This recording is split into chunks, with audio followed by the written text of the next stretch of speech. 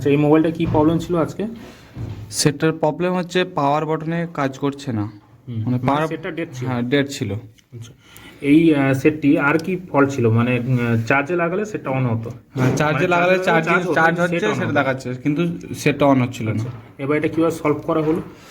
Solve করা হলো, আমাদের এখানে হচ্ছে যে টেস্ট পয়েন্ট আছে, এই টেস্ট পয়েন্টটা আগে চেক করতে হবে যে টেস্ট পয়েন্টে লাইন আছে কিনা।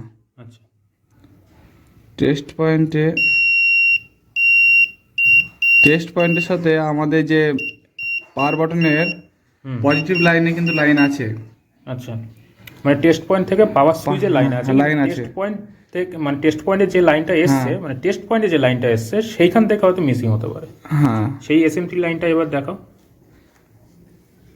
এই হচ্ছে সেই এসএমডি লাইনটা, এইটা এই লাইনটা, কিন্তু এটা এই লাইনে লাইন নেই।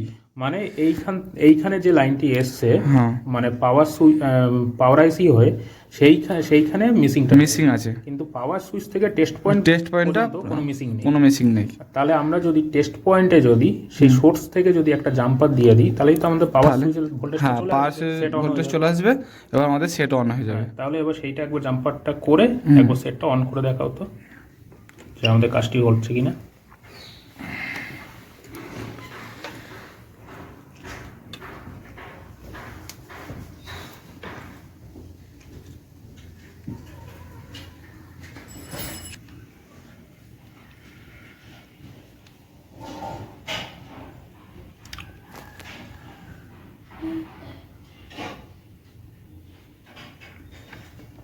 আস্তে আস্তে করো, টেস্ট পয়েন্টটা এইখানে রয়েছে, জাস্ট আরেকটা প্রান্ত দিয়ে দাও সোল্ডার করে, নাড়িও না টেবিল।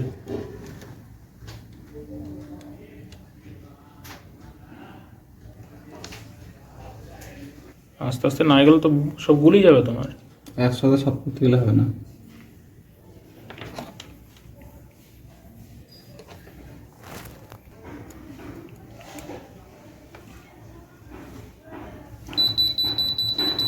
উল্টো হয়নি তো?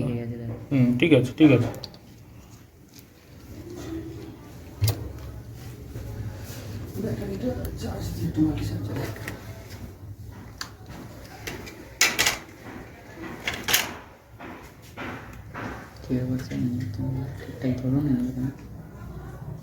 এই জোড়া হয়ে গেছে, ভালো করে ঠিক মতো ধরো, দেখো অন হয়ে গেছে। দেখি সেটটা কি সুন্দর আমাদের অন হয়ে গেল।